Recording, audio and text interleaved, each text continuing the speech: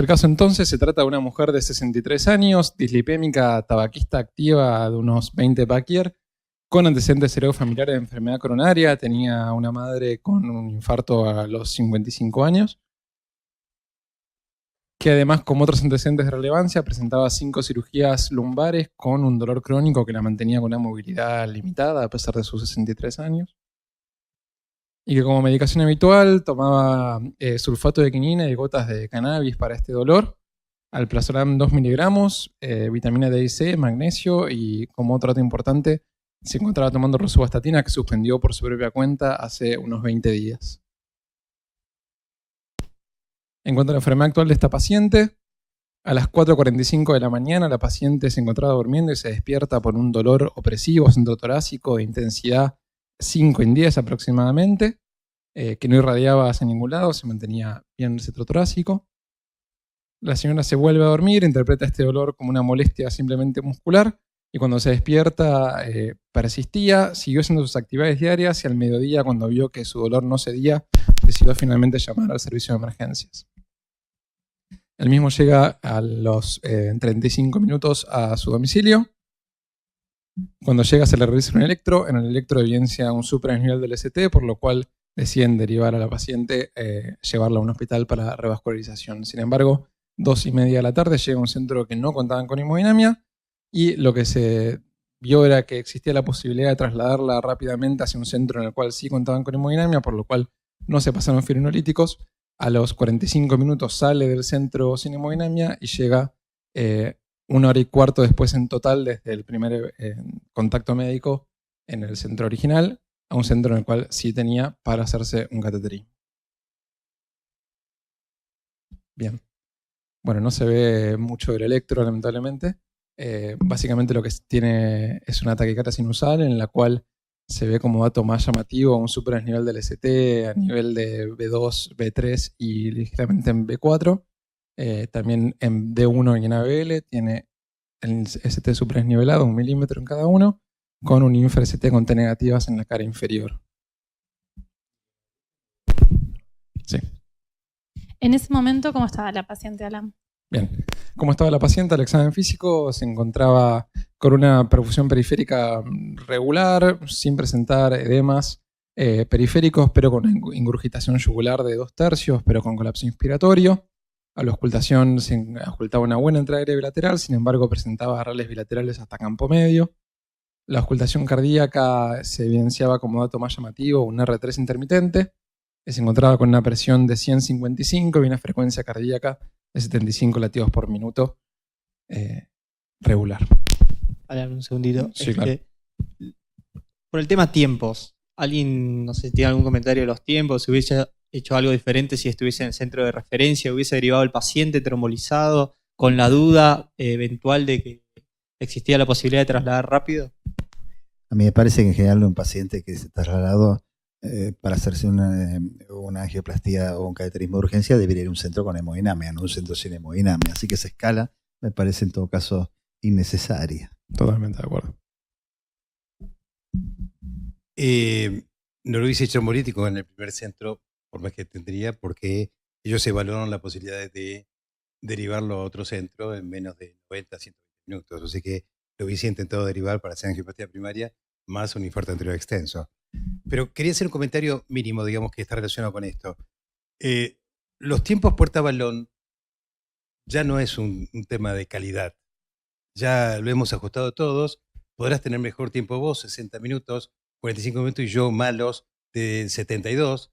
Pero si lo bajo, no va a hacer diferencia en la mortalidad.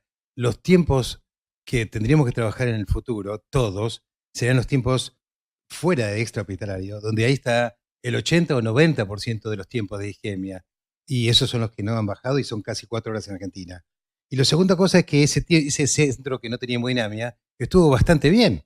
Tuvo 45 minutos. Sí, no y hay centros que puede estar 3, 4 horas esperándolo, y hasta que no se penalice a esos centros por no derivar rápidamente de ese paciente, va a continuar existiendo iatrogenias de tener a pacientes en la guardia con un infarto, sabiendo que tiene un infarto y descuidándolo antes de derivarlo lo pronto posible. Pero hasta que no se penalice, esto no va a ocurrir. O sea, tendrían que tener sanciones aquellos centros que saben que tienen un infarto y que no favorecen derivarlo cuanto antes.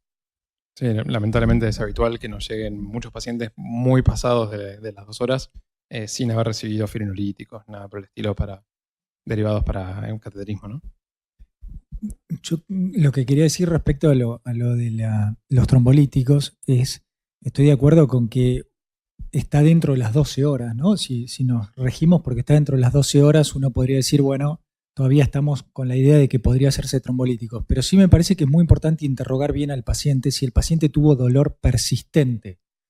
Estos pacientes muchas veces hacen fenómenos de oclusión reperfusión. Uno interpreta que el episodio del infarto comienza cuando hace el primer episodio de dolor, pero la paciente se fue a dormir y el primer dolor la había despertado. Entonces a mí me gustaría saber si esa paciente, o tratar de entender, a veces es difícil, pero tratar de entender si esa paciente llevaba 10 horas de dolor o si había empezado a hacer fenómenos de isquemia en aquel momento cuando se despierta, después se duerme y después recurre con el dolor, porque tal vez el infarto no llevaba 10 horas, tal vez la señora había hecho un primer episodio de dolor y ahora llevábamos un infarto de 3 o 4 horas y ahí sí la conducta puede ser diferente. Entiendo que nosotros tenemos streptoquinasa en los centros, que no tenemos el mejor trombolítico para hacer una estrategia de trombolizarlo y derivarlo de todas maneras, pero me parece que es fundamental como concepto que uno no se quede con el primer episodio de dolor si la paciente después tuvo ventanas que no tuvo dolor de pecho. No, quería agregar que nosotros hace unos años nos preocupó mucho el tiempo de determinar con precisión el tiempo del inicio del dolor, entonces empezamos a hacer estudios y esto está publicado en muchos lados. Todas las guías hablan del tiempo del inicio del dolor, pero la realidad es que el tiempo del inicio del dolor muchas veces es difícil de establecer con precisión. Casi la mitad de los pacientes no puede saber exactamente cuándo empezó el dolor. O porque le vino, le empezó como una cosa y le cambió a la otra, porque la hora... Entonces es curioso cómo todas las guías y los tratamientos se basan en el inicio del dolor. La realidad es que el inicio del dolor muchas veces es difícil de precisar. Y no sabés, como bien decís vos, Hernán, si se le fue, vino, volvió. Entonces realmente, ¿cómo eso se compatibiliza con las guías y con la conducta que uno tiene que tomar en este momento cuando recibís un enfermo que vos no sabés muy bien? Me parece que en ese sentido uno le termina creyendo al dolor que coincide con el desnivel del ST y la evolución presunta del infarto que vos tenés. Es decir, concretamente, si el paciente tuvo a 12 horas, se le fue y volvió, pero viene con una injuria transmural importante, vos vas a proceder de una manera que el mismo si tiene 2 horas y viene con el ST totalmente... Me parece que lo que termina, más allá de lo que dicen las guías y demás, lo que termina diciendo la conducta del médico en el momento es la magnitud del supradesnivel del ST, que creo que es lo que realmente te condiciona la conducta, ¿no? Y con respecto a lo que decías de los trombolíticos, yo también estoy de acuerdo. Yo soy un ferviente defensor de los fibrinolíticos específicos y demás. La realidad es que cuando uno analiza el mundo, la verdad que son pocos los lugares donde siguen usando streptoquinasa. Sin embargo, en India, un país pobre si lo hay, con estrategia fármaco-invasiva basada en streptoquinasa, tienen resultados sorprendentemente buenos. Así que me parece que el mensaje es, si puedes usar un fibrinolítico mejor, usa un fibrinolítico mejor. Si no, usa streptoquinasa, pero no cambies la conducta fármaco-invasiva, porque se puede hacer también fármaco-invasiva con streptoquinasa. Sí, sin embargo, discúlpame, de los 9 estudios publicados de farmacoinvasiva, solamente uno es con streptoquinasa, los demás son con TNK y TPA. Entonces, a mí estaba una vez hablando, y un clínico me preguntó si nosotros podíamos tener los mismos resultados que el resto del mundo por usar streptoquinasa. Y la verdad que no supe qué responder. Sí, yo coincido totalmente con vos, pero yo no alcanzaba a ver bien el electro. Pero digo, la paciente parece llegar con dolor y con supra, ¿no? Y no tiene T negativas en ningún lado, por lo que alcanzo a ver. Sí, digo, más allá de lo que parece especular, claro. Parece tener todavía supra desnivel del ST con las T hacia arriba, todavía no empezó a pegar la vuelta. Digo, pareciera que la señora está sufriendo isquemia por la oclusión todavía en agudo, y la verdad es que está bien, justo iban a derivarlo muy rápido y estamos justo dentro de los 90 minutos, pero yo no estoy tan seguro de que no le hubiese hecho trombolíticos. A eso iba mi referencia. Digo, excepto que la señora tuviera mucho riesgo de sangrado, hoy con esto de los fármacos invasivos y demás, yo no estoy tan seguro de que directamente me hubiese quedado para derivarla. Una señora joven, ahora uno podría pensar que lo que le está pasando cuando llega al otro centro no es a causa únicamente del infarto, por el tiempo de evolución, y por ahí me hubiese mandado una macana, pero yo no me hubiese quedado tan tranquilo mandándola con dolor y supra o esperando 1 hora y media con dolor y supra en la guardia, esperando que venga el servicio de hemodinamia, porque tiene supra a nivel del ST y dolor en agudo mientras yo la tengo en mi guardia. Sí, pero tardó 45 minutos. Si yo hubiese hecho trombolíticos, hubiese llegado al centro con trombolíticos y prácticamente estaríamos haciendo una facilitada, que eso no es una indicación. O sea que yo con 45 minutos creo que lo toleraría, porque inclusive en esos 45 minutos no llegó a administrarse la hora de los electroquinasas. O sea que yo creo que si tomó 45 minutos para llegar a otro centro, para mí yo hubiese esperado y lo hubiese llevado a hacer angioplastia. O sea, no es bueno hacer una angioplastia tan precoz del trombolítico. Continuamos. Continuamos, entonces se trata de una paciente que está con insuficiencia cardíaca, tiene RALs bilaterales, tiene un R3 intermitente, tiene tendencia a la hipotensión, le faltaría algo más de taquicardia tal vez, y una regular perfusión periférica, ¿no? Al laboratorio de ingreso, como datos llamativos, presentaba un hematocrito de 36 y una troponina de alta sensibilidad de 1926. Un ácido láctico también importante de 2,8, ácido láctico arterial. Bueno, en los trabajos que, por ejemplo... Sí, creo que esta paciente entraría en un shock trial, digamos. O sea que...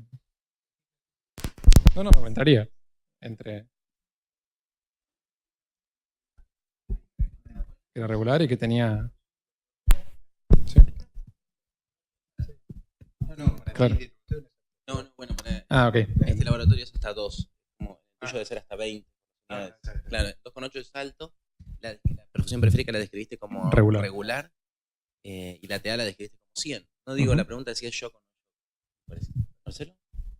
Mira, podrían ponerle pre-shock para no ponerle shock y no poner a pelearnos. La realidad es que, sobre todo para los más jóvenes, tener 100 de sistólica en un infarto anterior como este, con 2000 de troponina, es muy malo. Llamarlo shock, llamarlo pre-shock, pero la enferma está al borde del shock cardiogénico o en shock cardiogénico. Y me parece que eso es lo que hemos aprendido. No tenés que esperar a que el enfermo está claramente chocado con estos signos de hipoperfusión, con una presión arterial de 100 de sistólica. Uno tiene que proceder como si fuera un shock cardiogénico. Si no fuera shock, sería un KILIP 3. Así que igual te agrave. No, lo que digo es que cuando uno deriva un paciente con supranivel y angina, primero el paciente, por supuesto, pero también hay una responsabilidad legal que teniendo algo para reperfundir no lo usaste en tu centro. O sea, porque vos tenés que prever que una ambulancia tiene el tránsito, puede encontrarse con un embotellamiento, es decir, hay cosas que tenés que prever y lamentablemente quien a veces traslada al paciente no es el médico con más formación. Entonces, y después, por más que llegue a un centro donde sí le pueden hacer todo, cada vez llega peor el paciente. Yo creo que al menos vale la pena discutirlo. Si después no lo haces, pero estás derivando un paciente con supra, donde le puede pasar de todo. Y a mí me gustaría saber cómo llegó al otro centro, porque acá llega con 2,8 de láctico, la GOT entiendo que está alta, y tiene 12.300 blancos. Esta señora no lleva 15 minutos de shock. Está chocada hace un rato más largo, porque ya tiene algunos otros marcadores de impacto esplácnico. Con lo cual me parece que esta señora ya llegó medio no del todo bien al otro lugar de donde fue derivada. Sí, totalmente. No tenemos muchísima información del otro centro, pero el examen físico que nos describen en la nota de derivación era similar al que recibimos nosotros. Y otra pregunta, ¿el centro que fue derivado tiene un sistema de preactivación de hemodinamia, etcétera? A donde teníamos sí, está el sistema de preactivación y está el sistema de bypass de la guardia. Eso también lo publicamos y se escribió, que redujo los tiempos, pero como decía el doctor González, reducir los tiempos en un centro con hemodinamia 24 horas es útil, sí, pero lo más importante también es lo extrahospitalario, ¿no? Bien. ¿Qué se hizo con este paciente? Bueno, un poco acá lo de ser la lista de paz de la guardia, acá está. Se le hizo tratamiento con aspirina, ticagrelor en carga de 180 miligramos, atorvastatina 80 miligramos, NTG, y subió directamente a la sala de cateterismo, donde evidenciamos lo siguiente. Una descendente anterior que está básicamente amputada en su tercio proximal. Una lesión también en la arteria circunfleja.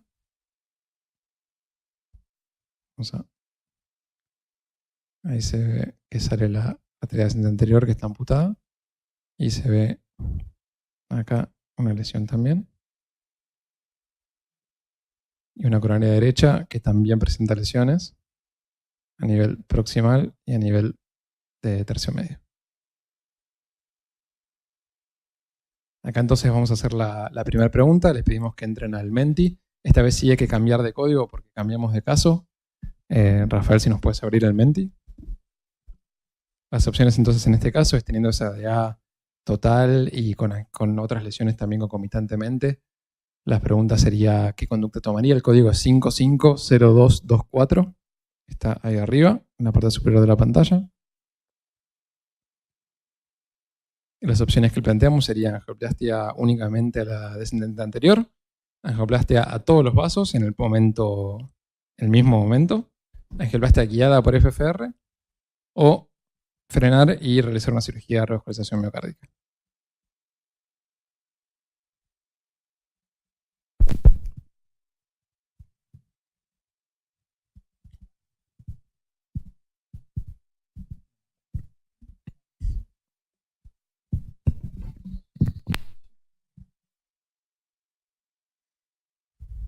Bien, siguen votando.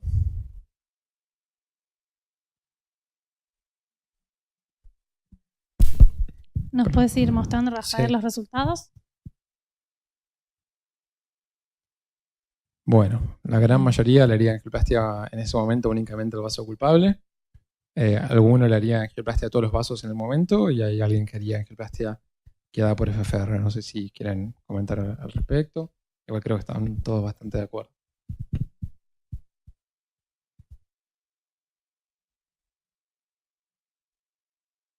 Bueno. Qué interesante. Claro, ¿por qué eligió la opción? Bueno, si están en la página, ahora nos fijamos. Bueno, volvemos entonces al PowerPoint, por favor. Hay un... Sí. No, yo puse a la descendente anterior, pero te confieso que un año atrás le hubiera puesto a todos los vasos. Siempre estuve convencido que en el shock cardiogénico era la única situación que debe ser angioplastia de múltiples vasos. Me parece que la evidencia actual va muy en contra de eso. Por eso es importante hacer estudios y por eso es importante los estudios randomizados, que muchas veces son criticados, pero realmente te cambian la conducta. Me parece que el Cupri Shot nos enseñó que la angioplastia de múltiples vasos sistemática, por lo menos en estos enfermos, puede ser perjudicial y por eso no hay que hacer. Pero te confieso que antes yo pensaba y lo decía que había que hacer angioplastia de múltiples vasos. Y bueno, lo decían las guías. La última condición para hacer angioplastia de múltiples vasos era el shock cardiogénico. Ahora esto claramente ha cambiado. ¿Se ha considerado en esta situación clínica la colocación del balón de contrapulsación? Sí, se consideró totalmente. En ese momento se decidió no usarlo, pero igual más adelante vamos a discutirlo. Creo que cuando, como dijo Marcelo, se discute los resultados del culprit, uno ve que hay pacientes con shock en donde definir el vaso culpable es sencillo y otros pacientes con shock en donde es difícil definir el vaso culpable. En este caso parece que es muy fácil definir el vaso culpable, entonces sí, pensaría en resolver el vaso culpable, pero es probable que piensen en hacer en estadios el resto de los vasos, no todo en el mismo. Perfecto. Sí, también teniendo en cuenta que la mitad de los pacientes con infarto con supra tienen otras lesiones concomitantes, entonces es una problemática frecuente. Y dicho esto, entonces, viendo que el infarto era anterior, yendo directamente a ver la arteria posible responsable del infarto, ¿hubiese sido necesario ir a ver la otra arteria o hubiesen dado el ok para proceder a la angioplastia del vaso culpable, en este caso descendente anterior? Ahora hay mucha polémica en este sentido. Sin ir... Exacto, y posteriormente ir a ver la coronaria derecha para tomar decisiones posteriores, digamos.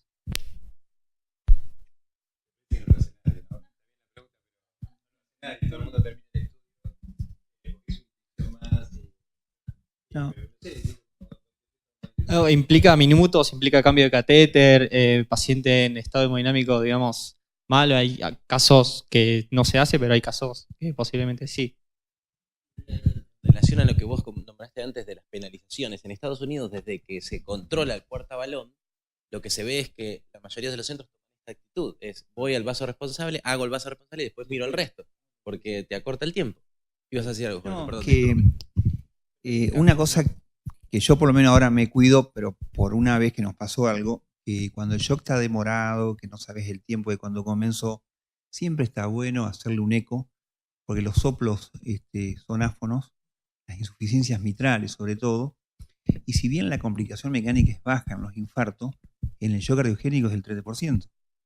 Porque si llega a tener ahora una 6B o una insuficiencia mitral, porque ahora le vas a mejorar el flujo, mejorar el volumen minuto, vos le pusiste un stent y es quirúrgico el paciente. Entonces, yo lo que hago, si el shock está demorado y lo avala el algoritmo, no estaría mal hacer un eco. Aunque sepas que es la DEA, no perdés nada. Respecto a lo que vos preguntabas, yo creo que es importante en este paciente que tiene la DEA tapada, la circunfleja severa, saber cómo está la derecha antes de proceder. Porque por ahí sí, por más que las guías no lo avalen, lo que fuera, yo por ahí hasta pienso si está la derecha también muy mal o está tapada, porque crónicamente está tapada, si no trabajo con un balón puesto. Digo, porque puede ser diferente en un paciente chocado que tiene una DEA tapada sobre la cual voy a ir a trabajar con una circunfleja severa y una derecha crónicamente tapada, probablemente en ese paciente hubiese actuado diferente que si la derecha tiene lesión, pero no creo que la derecha en este momento me vaya a jugar en contra. Una pregunta yo. Con respecto al eco, la realidad es que no sé qué opinan, pero quizás no es una buena opción. La realidad es que no siempre se cuentan con operadores entrenados para los diagnósticos adecuados y demoraría, ¿no? En este caso más los tiempos. Sí, lo ideal sería que en la sala de hemodinamia contemos con todo, pero bueno, no siempre sucede. Sí, una pregunta que se me genera a mí. ¿Este paciente se hubieran planteado ventilarlo antes de subirlo a la sala de hemodinamia? Bueno, muy buena pregunta. Juan Pablo. Creo que siempre que hay un paciente con shock o perishock, como se dijo acá, uno tiene que pensar en todas esas opciones. Tiene que pensar en la opción de la asistencia respiratoria, en la opción del balón de contrapulsación, el uso de inotrópicos, el acceso venoso y todo lo demás. Me parece que particularmente este caso, en donde Bahía mostraba que tenía una buena saturación, que su mecánica era aceptable, ventilarla a esta señora iba a condicionar hipotensión, requerimiento de vasoactivos que podía empeorar la situación. Pero tenés que tener todo muy cerca porque puede ocurrir, sí. Buenísimo. ¿Qué hicimos entonces? Efectivamente hicimos una angioplastia a la descendente anterior. Ahí en la segunda imagen vemos el resultado con un DES Synergy y un DES Ultimaster bioabsorbible con un syntax de 27.5 en el informe final. Inicialmente la paciente mejora su perfusión periférica, mejora un poco la presión, si bien está un poco más taquicárdica, asintomática para angina y con un láctico en mejoría de 1,9. Pero, inicialmente le hacemos un ecocardiograma, tenemos un eje paraesternal largo y un eje corto a nivel de los músculos papilares, en lo cual se ve una severa disfunción ventricular que se ve mejor en el 4 cámaras, sobre todo una práctica aquinesia o hipoquinesia severa a nivel apical, con una leve hipocontractilidad de los segmentos basales, y una IM trivial, o no es trivial, pero leve. Una unidad de 1,3, una disfunción diastólica, una E' lateral de 4,7 y septal de 5,12, que le da una E' de 13,8 y 12,7 respectivamente, un promedio de 13, o sea, presiones de llenado aumentadas, efectivamente tenía insuficiencia cardíaca, y un TAPSE de 21, por lo cual la función sistólica del ventrículo derecho era conservada. Entonces, una disfunción severa del VI, 30% de FL calcularon, un gran trastorno sobre todo a nivel apical, un BD conservado y presiones de llenado aumentadas como conclusión final del ecocardiograma. Inicialmente dijimos que la paciente había mejorado, sin embargo luego repite episodios de angina similares a los episodios previos, con aumento del dolor y con un electro en el cual persistía la elevación del segmento ST, sobre todo a nivel de B2 y B3, no tanto en las derivaciones laterales como tenía previamente, y sin las T negativas que tenía previamente en D3 y ABF. Sí, inicialmente... No, el ST no, el ST se había mantenido igual. Siempre quedó igual en B2 y en B3. Inicial. Claro, sí.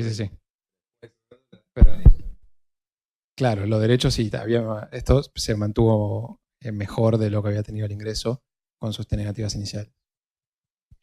Se realiza entonces, dado la persistencia del dolor y teniendo ST en B2 y B3, una nueva CCG de emergencia, y lo que se vio era que a nivel distal del stent se observó una reoclusión del mismo con compromiso del flujo distal, que previamente había sido TIMI 3 y ahora es un flujo TIMI 1, por lo cual lo que se procedió a realizar fue una angioplastia a la descendente anterior, a esa porción que estaba restenosada, para reabrir ese flujo distal con buenos resultados. Sí, y lo que se hizo también en esa misma intervención era, además de abrir esa DA, que parecía que ser la culpable de su angina, también se decidió abrir la arteria circunfleja, que ya se había evidenciado lesionada en la imagen previa. No sé si hubieran hecho lo mismo, si están de acuerdo en angioplastarle la circunfleja. Se hizo porque después de abrir la descendente anterior, la paciente seguía con algunas molestias leves, pero seguía teniendo molestias. ¿Podés pasar la película de vuelta? Sí, claro. Ana?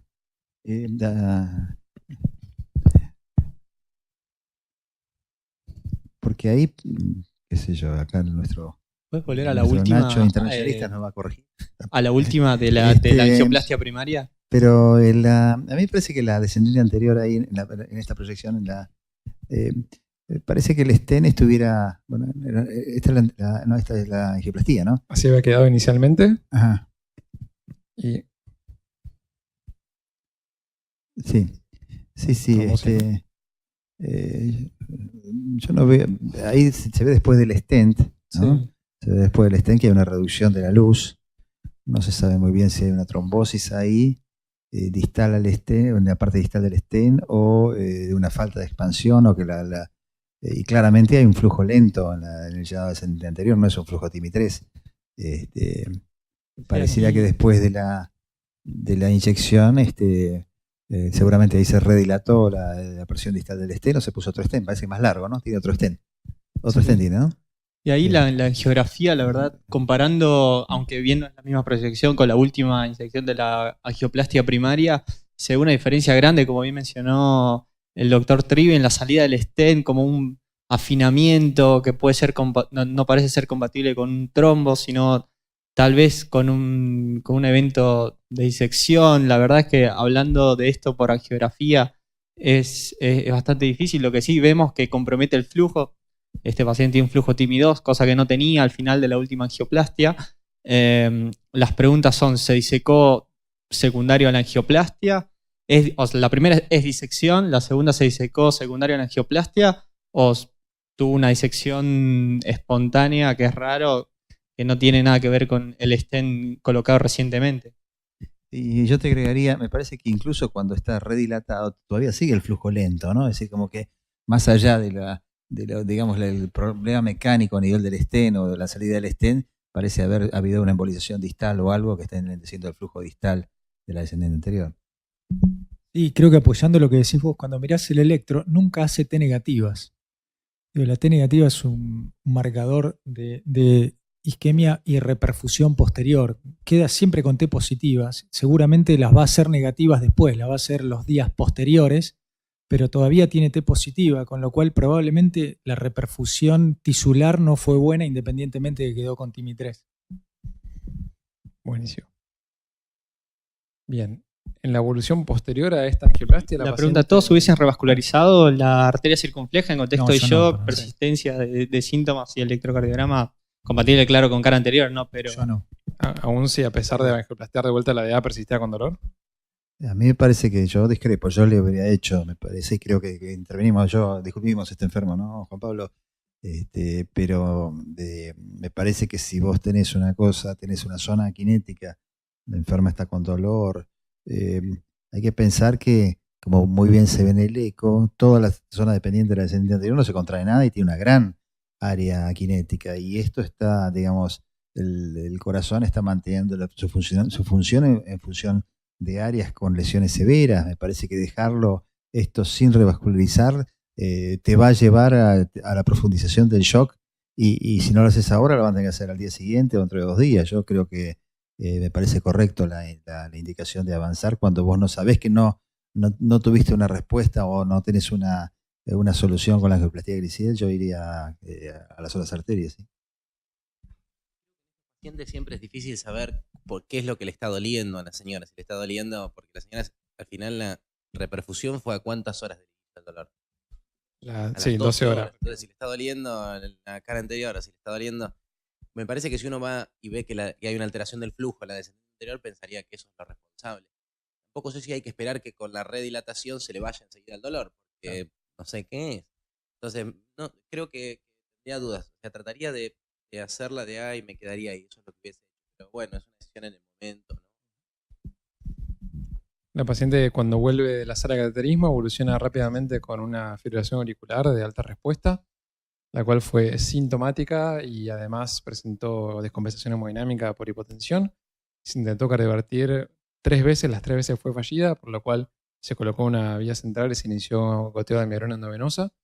Sin embargo, la paciente, aún a pesar de luego revertir a ritmo sinusal, persistió hipotensa y profundizó en oliguria. No estaba ventilada. Todavía no. No tenía valor. Entonces ahí se coloca un Swan-Ganz para seguir evaluando correctamente a la paciente y realizar terapia ajustada a la misma.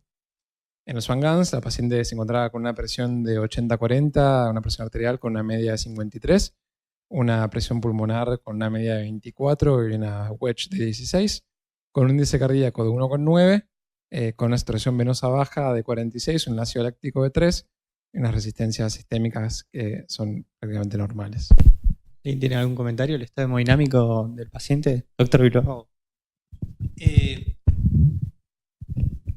Bueno, claramente que tiene shock coronogénico y debido a la gran difusión ventricular izquierda. Pero si yo no hubiese visto el eco y tampoco el electro, aquí lo que me llama la atención es que el paciente está chocada con incremento de las presiones izquierdas, por lo menos un infarto agudo no tan incrementada, 18 diastólico pulmonar, 16 de wedge, y tiene 13 aurícula derecha. Quizás la interdependencia del septum hace que también haya un incremento de la presión de diástole ventrículo derecho, y por eso tenemos dificultad en esa aurícula derecha de 13. Me parece en esta condición de que, no digo que es confusa, pero hubiese esperado que tenga muchísimo más de presión capilar, más que de esa aurícula derecha.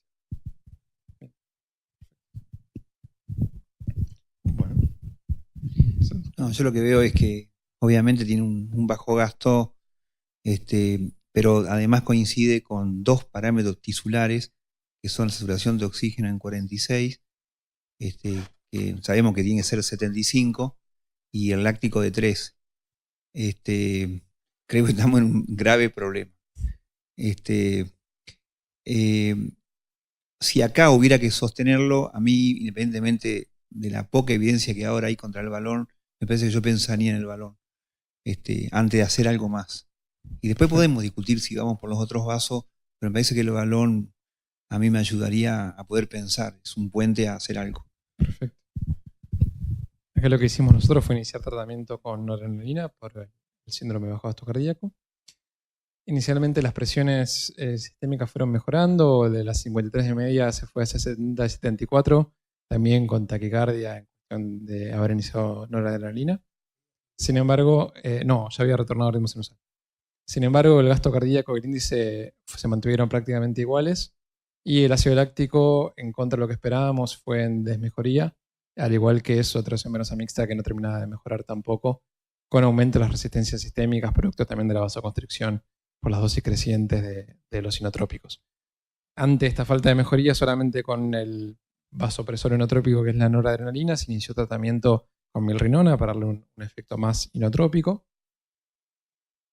Entonces acá hacemos un nuevo freno y le preguntamos al público, podemos poner el menti por favor, si piensan que esa lesión que le queda en la coronaria derecha está involucrada o no. Si tocamos H por favor, así ocultamos. Y en caso, si piensan que está involucrada, se la iría a revascularizarla en este momento, o si piensa que no va a traer ningún beneficio y solamente va a complicar más las cosas.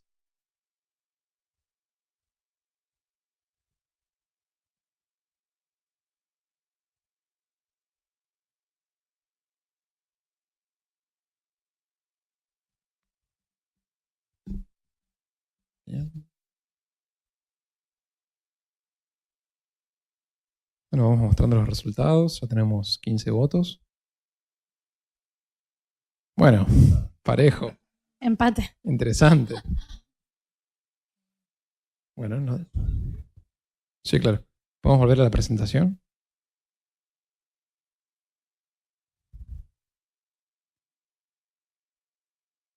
Este es el último swan, el de abajo de todo. Antes de la milrinona, sí. Con este swan se decide poner milrinona. ¿Están de acuerdo en haber utilizado esta droga en este momento de la paciente? ¿Qué decís, Jorge? Te cuento, yo era fanático de la mirrinona, pero han aparecido algunas evidencias que con el corazón isquémico es preferible usar dobutamina. Acá el año pasado vino Julio Panza y le pregunté qué hacía él y dice, yo no uso mirrinona, uso dobutamina. Y entonces pegado a la noradrenalina, y ahí yo dejé de usar mirrinona en los isquémicos. Lo reservo para una cardiopatía valvular, algo más crónico, pero si es agudo y hay evidencia. Es cierto que con los inotrópicos es poco lo que hay porque es difícil ese trabajo, pero hoy por hoy la mirrinona con un corazón isquémico pareciera que se mueren más. Si no haces algo, porque acá una cosa es el sostén y otra cosa es la solución, pero estaría bueno, no sé, yo hoy uso dobutamina, pero les aclaro que usé años mirrinona. Sí, aparte es muy interesante el comportamiento que tiene el swan. Cuando vos le pones a noradrenalina, lo que haces es cerrarlo periféricamente. Sube la presión, pero por aumento la resistencia periférica. Y en realidad eso hace caer el gasto. Me llama la atención que no suba más la wedge, porque hubiese esperado que me suba más la capilar por disfunción ventricular. Pero todo lo que estoy haciendo de sostener la presión es aumentando la resistencia periférica y empeorando la perfusión periférica. Por eso está subiendo el láctico, porque yo lo tengo con buena presión, pero lo que hice fue cerrarlo periféricamente, lo cerré a un ventrículo que está isquémico, con lo cual genera más disfunción ventricular, cae el índice cardíaco y en realidad lo que estoy viendo es empeoramiento de la saturación venosa y del ácido láctico porque el paciente está cada vez más en bajo gasto. Si no tomo una acción rápida con este paciente, probablemente le vaya a ir mal. Y sumado a lo que dice, a mí también me encanta y usé durante muchísimos años milrinone. El problema es que es muy proarrítmica en este caso y en este paciente es muy probable que se vuelva a fibrilar. Ya está a 90 por minuto, cuando le agregue el milrinone es muy probable que se vuelva a fibrilar y me parece que hay que entender lo que le está pasando, que es que lo tengo que asistir. Me hubiese gustado tener 20 de wedge para quedarme bien tranquilo de ponerle un balón, pero creo que este paciente lo que necesita es asistencia al ventrículo izquierdo y no tanto inotrópico.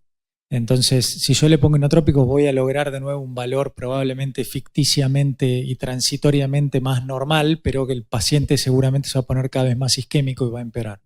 Yo no le revascularizaría a la derecha. Perfecto. Los resultados realmente parecían ser bastante parejos, creo que se inclinaban hacia el no. Sin embargo, en este caso se decidió revascularizar la derecha pensando que tal vez generar una revascularización completa iba a mejorar la perfusión, el estado de isquemia y permitirnos salir un poco mejor del shock. Sin embargo, no tuvo ningún efecto sobre su estado hemodinámico. Se inició efectivamente la milrinona a dosis iniciales de 0,35 gamas que requirió por su efecto vasodilatador necesidad de aumentar la noradrenalina. Con este caso, con la milrinona se logró efectivamente el aumento del índice cardíaco con disminución de las presiones de llenado, o sea, una mejoría clínica de la perfusión periférica con mejorías de la saturación venosa mixta y del ácido láctico. Sin embargo, cada vez que intentábamos destetarla a la milrinona, la paciente volvía a empeorar en todos sus parámetros, tanto el volumen urinario como su venosa mixta y su estado general. Entonces, ante esta situación, planteamos ahora sí, ¿qué conducta tomaría? Volvemos al Menti, por favor. Ocultamos la respuesta, perfecto. Entonces las opciones son, lo pondríamos en lista de trasplante, una asistencia para la paciente o una droga más. Sumamos a las que tiene una droga como para ver si tenemos si ese ventrículo tiene una chance más, ¿no? Levosimendan, asistencia Sin o asistencia. lista de trasplante. Sí, Jorge. Bueno, uno a veces decide con lo que tiene en el centro. Ujú. Lo importante es que lo que tengas lo sepas manejar. Pero a mí me parece que si vos estás en un centro donde no tenés una asistencia, en el buen sentido, un ECMO, me parece que el levosimendan es una flor de opción, y sobre todo cuando vos tenés con inotrópico arterias que ya están abiertas. Porque una cosa es que vos tengas un corazón isquémico con arterias obstruidas, y otra cosa cuando tenés los 3 vasos abiertos. Y a mí me parece que el levosimendan a mí me ha dado buenos resultados para sacar las drogas. Tenés que tener cuidado de 2 cosas: que no tenga un CLIDES menos de 30, porque es lo que dice el prospecto, y lo otro, que no tenga sepsis, porque después... Pero a mí me parece una muy buena opción. Ahora, si tenés una asistencia, lo que pasa es que las asistencias, en la última revisión de Thiele, que es el que más sabe yo en Europa, no le está dando beneficio de sobrevida, independientemente que sirve, porque se contrabalancean los ACV, las isquemias en las piernas, las trombosis del mismo dispositivo, no le está dando. Y hay un trabajo en curso que se llama el DAN-SHOCK, que lo están haciendo con Impela, creo que es el 2.5, que tal vez a fin de año haya algo con infarto, con supra y shock. Justamente por esto mismo hablamos en Mendoza, en el Congreso, hablamos con Carolina Alba, que es una médica, una cardióloga mendocina que trabaja en el Toronto General Hospital, que ellos hacen 50 asistencias por año, 50 trasplantes por año, y le preguntamos si usaban balón en algún escenario teniendo a su disponibilidad asistencias de mayor complejidad, y prácticamente no lo usan. Inclusive en asistencias complejas, en angioplastias complejas, Impela, angioplastia, sacan el Impela. Entonces, es muy cierto lo que dice, que uno trabaja con lo que tiene, que no siempre es lo mejor, lamentablemente. Y sobre todo lo que sabes manejar, porque Totalmente. nosotros, que ahora estamos en la curva de aprendizaje con el ECMO, ahora estamos mejor, tuvimos errores por no saber, porque una cosa es indicarlo y después tenés que manejarlo. Y recién ahora tenemos la tranquilidad de poder usarlo, pero tuvimos un año para aceitar eso. Hay que recordar que el balón aumenta muy poquito el índice cardíaco. El balón sobre todo trabaja sobre la disfunción ventricular izquierda con aumento de presión de fin de diástole. Por eso yo mencionaba lo del SWAN. El Impela puede llegar, depende del 2.5, el 5, aumentar 5 litros de volumen minuto, con lo cual puedes tener una asistencia completamente diferente, lo mismo que el Levitronix. Nosotros trabajamos mucho con Levitronix en una época, pero digo, una cosa es la asistencia del gasto cardíaco, que en este caso creo que lo bueno es lo que vos mencionabas. Uno, si pudiera poner la asistencia ventricular, esto es como un puente a la mejoría. Digo, uno puede poner asistencia como puente al trasplante, asistencia como puente final, o puede poner asistencia como puente a la mejoría. Este ventrículo, si lo descargo un ratito y lo dejo descansar un ratito, probablemente con la revascularización completa que tiene ahora mejoraría mucho. Perfecto. Bueno, por lo que se veía, la mayoría había elegido una asistencia mecánica, ¿no? En los resultados del Menti. Nosotros lo que hicimos fue ponerle levosimendan. El levosimendan, la verdad que nos fue bastante exitoso para lograr destetarla de sus drogas inotrópicas. Y tenemos un último SWAN ya sin drogas, sin levosimendan, en el cual tiene un índice cardíaco normal, con una buena saturación venosa mixta y un ácido láctico también normal, con presiones de llenado también normalizadas.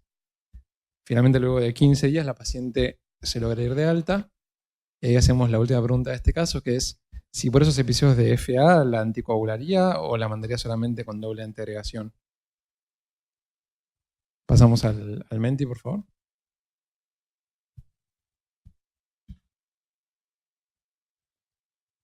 Bueno, si no lo hacemos verbalmente.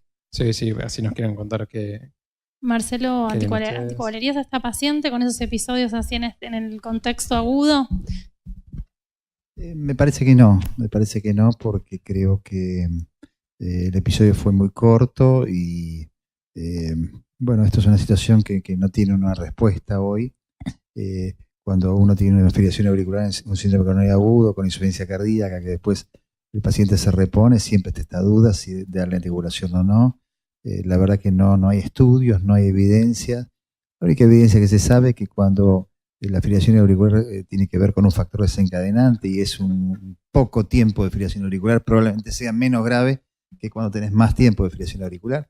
Ahora uno podría también jugar con la función ventricular residual. Probablemente si la disfunción ventricular, como seguramente conserva esta enferma, fuera importante, pero ya no es solamente por la fibrilación auricular, sino la fibrilación auricular asociada a disfunción ventricular. Me parece que en estas condiciones, con disfunción ventricular, sí conviene la anticoagulación, pero no es específicamente por la fibrilación auricular.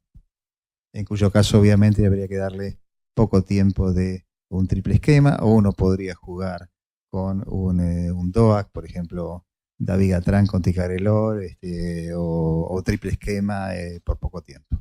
Bien, vemos las respuestas. Bueno. La mayoría bien. no lo han de cobrar. ¿Cómo sigue la paciente? ¿Qué conducta se tomó, Alan? Volvemos al PowerPoint entonces. Sí, otro comentario.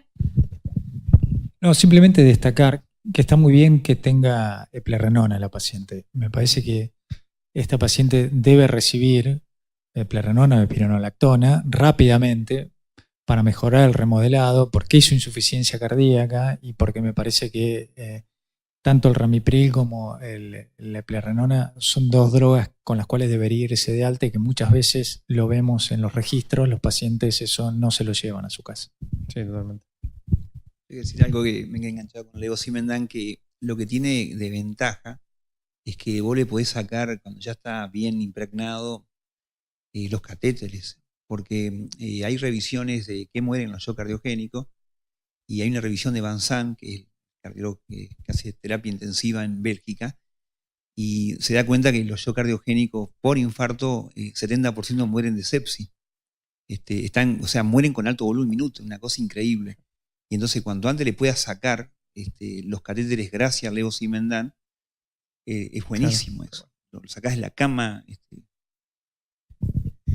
Bien, continuamos. Bien, nosotros en este caso la mandamos de alta con aspirina, ticagrelor, atorvastatina en altas dosis, justamente bisoprolol, eplerenona y ramipril para su remodelado ventricular y un poco con su medicación previa también. A los 45 días, la paciente evoluciona, se realiza un nuevo ecocardiograma en la cual hay una franca mejoría de su función ventricular. Los trastornos apicales, si bien tienen una leve hipokinesia, la verdad que han mejorado bastante. La función parece ser no normal, pero sí mucho mejor que el deterioro severo que había tenido previamente. Se le calculó una FEI de 50% aproximadamente. Y se le realiza también un Holter que no evidencia nuevos episodios de FA, por lo cual persiste la paciente sin anticoagulación. Y con eso terminamos. Muy bien. ¿Algún comentario, Juan Pablo, final? No. Creo que en el caso de esta paciente, cuando uno tiene que definir si, porque probablemente uno dice, bueno, si tiene alta chance de repetir episodios de fibrilación auricular, con disfunción ventricular, mujer con esa edad que tiene, y parece que si tiene episodios de fibrilación auricular tiene alta chance de que sean cardioembólicos. Entonces uno tendría que valorar cuál es el riesgo de ponerla en un triple esquema y a lo mejor tener que bajarla de ticagrelor a clopidogrel, porque da un poco de miedo dejar con un triple esquema con ticagrelor, versus la protección que le puede dar el ticagrelor a ese stent, donde encima hablaste de una posible trombosis, ¿no? Entonces creo que los switch tan en agudo también generan un poco de resistencia. Pero bueno, por ahora el resultado parece favorable. No sé si yo no hubiese esperado semejante mejoría de la función ventricular. Sí, la verdad es llamativo, no lo esperábamos. A veces uno dice, bueno, esta paciente que sobrevivió a todo esto y le cuesta que no se vaya con un desfibrilador, porque uno dice, bueno, 20% de fracción de eyección, estás en día 20 de internación, tener que esperar ese tiempo para el desfibrilador, uno dice, bueno, las guías recomiendan esperar ese tiempo. Pero bueno, algunos mejoran como ella, evidentemente, y se lo evita. Sí, yo quería decir que realmente, un poquito asociándome a este comentario, yo pensé que había quedado con disfunción ventricular severa.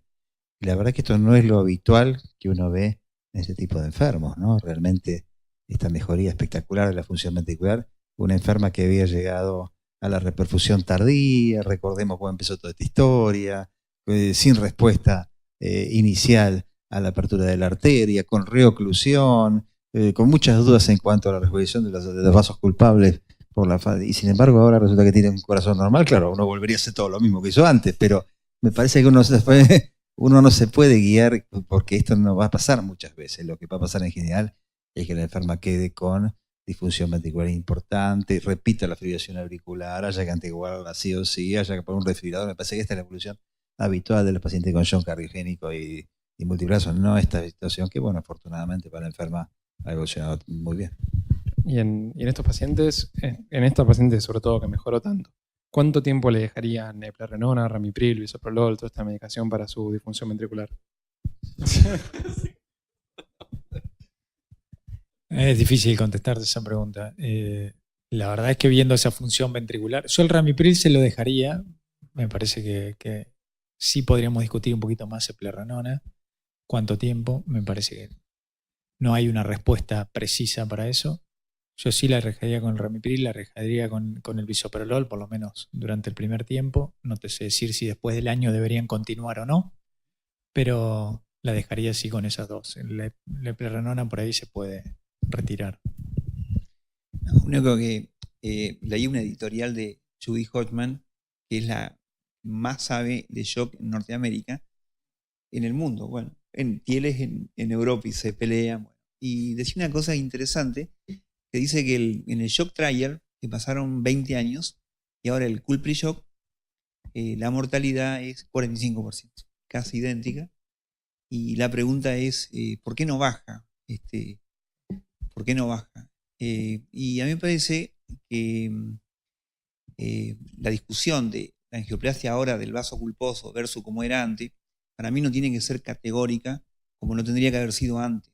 Es decir, cada paciente es individual y lo importante es que uno tenga en la hemodinamia la discusión, porque es complicado, por ejemplo, dilatar una derecha y dejar una DA colgada en pleno shock. O sea, yo creo que cada paciente vale la pena discutirlo. Y después una cosa que a veces creo que los que hacen terapia intensiva nos llevan una ventaja. A mí me parece que el shock, en todo paciente que está con infarto hay que tratar de verlo un poco antes y que la definición sea tisular, porque tal vez ahí está uno de los problemas por el cual no baja la mortalidad, que siempre tomamos como decisión un shock muy avanzado y me parece que el tiempo de shock interviene en la mortalidad, independientemente de que la reperfusión se haga lo antes posible. Bueno, ¿algún otro comentario más? Creo que ya estamos terminando, así que bueno, les agradecemos a todos. Gracias, Adam, los presentes y a los que están en la conexión en la Webex. No se vayan igual que hacemos la competencia. Hasta el próximo evento. Hacemos rápido. Si quieren los chicos, los que están acá, vamos a ahora hacer un concurso donde vamos a participar por un premio. El premio es una cena, así que los motivamos a participar. Es rapidito, son unas preguntas rápidas. Ahora ya las conectamos, Alan. ¿Quién la va? Bien, dale, perfecto. Ahí vamos.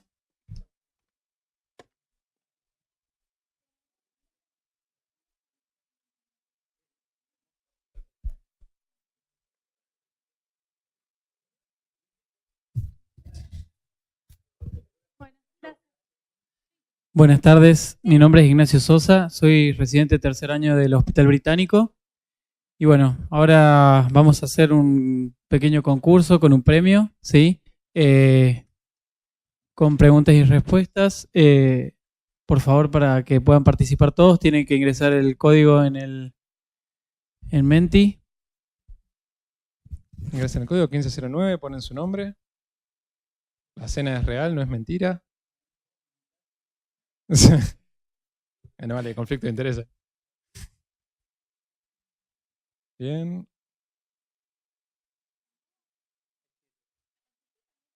8, vamos. ¿Están todos? Listo. Perfecto. Y rápido, claro.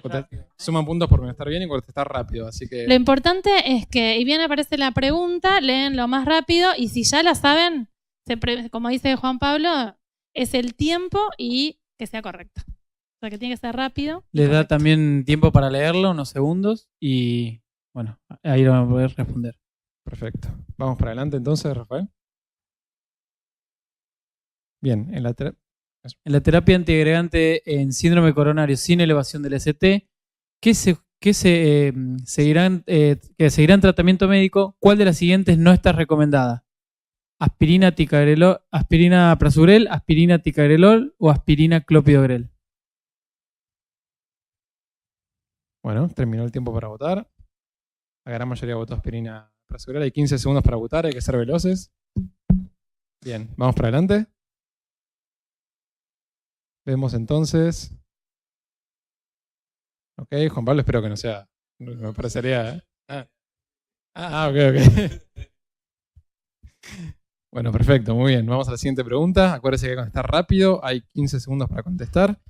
¿Cuál de las siguientes escalas o modelos de predicción de sangrado son válidas para decidir la duración de doble antiagregación plaquetaria TIMI y Crusade, Precise DAPT y DAPT o Precise DAPT y Crusade?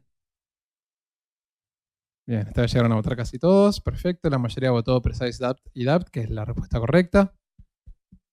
Vamos para adelante.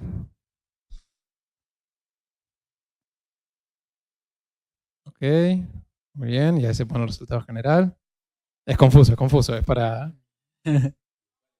Sí, está perfecto. Hay tiempo todavía para desempatar, vamos. Siguiente pregunta. ¿Qué predice el score Syntax 2? Las respuestas: mortalidad a 4 años, reinfarto a 4 años, nuevas revascularizaciones a 4 años. 5 segundos. Ya están todos rapidísimos, ya llegamos casi. Todos votaron, perfecto. Repartido, bueno, la mayoría igual votó la respuesta correcta, que es mortalidad a 4 años. Muy bien. ¿Seguimos? A ver. Se equivocó Juan Pablo. Se complicó. Muy bien, seguimos. El estudio Global Leaders con respecto a la terapia con doble antiagregante plaquetario por 1 mes y ticagrelol por 24 meses. Redujo de forma significativa el evento primario de reinfarto y mortalidad. Redujo el evento primario de sangrado mayor. No redujo de forma significativa el evento primario de reinfarto y mortalidad. Muy bien. Dividido el voto, la respuesta correcta era que no redujo de forma significativa. Un poco lo charlamos hoy en la presentación. Muy bien, seguimos a ver cómo... Esta vez se equivocó la frutillita, estuvo muy bien Juan Pablo. Sí, tal cual. Tenemos una sola. No, quedan como 4 preguntas más. Vamos, muy bien. Según el Compare Acute, la angioplastía a múltiples vasos, la AMB guiada por FFR redujo el evento combinado a expensas de mortalidad. La AMB guiada por FFR redujo el evento combinado por revascularización. O la AMB... Hay que ser rápido. Está larga la respuesta. La respuesta correcta era que se reduce bien, pero a expensas de revascularizaciones. ¿Sí? La que está guiada por FFR. Juan Pablo está sacando ventaja. Muy bien. El levosimendan en shock cardiogénico por infarto reduce la mortalidad, mejora el índice cardíaco, no tiene beneficios. 5 segundos.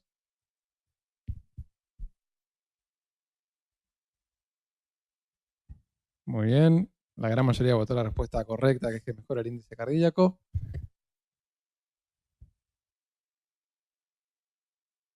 Los dos votaron bien, pero André votó más rápido.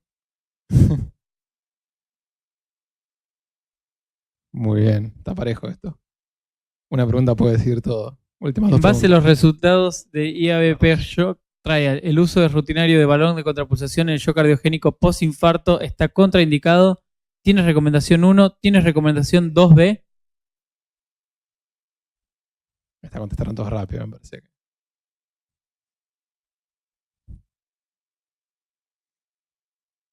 Ajá, interesante. Parejo. Bueno, no. Bien. Está es el uso rutinario del balón, claro. Sí.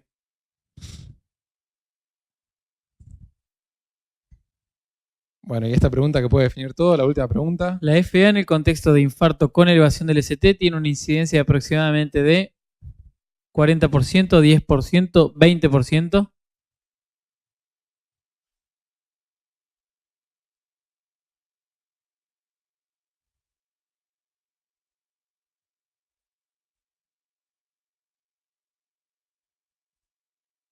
Muy bien, la mayoría votó 20%. Show the winner. Y a ver, ¿quién ganó? Tan, tan, tan.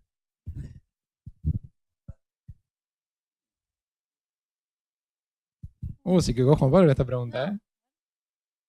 Pero ganó de todas maneras por puntaje acumulado Bueno, por 300 Juan Pablo, puntos. ¿quién es? Felicidades a Chiqui. Juan Pablo. Muy bien. Bueno. ¿Me llevas a comer? Andrei. Sí, hay Era todo premio. mentira, premio. no, mentira. Sí, Claro, sí, es todo sí, mentira, no. claro. Bueno, Sí, sí, hay gracias. premio. Gracias a todos por participar. Exacto.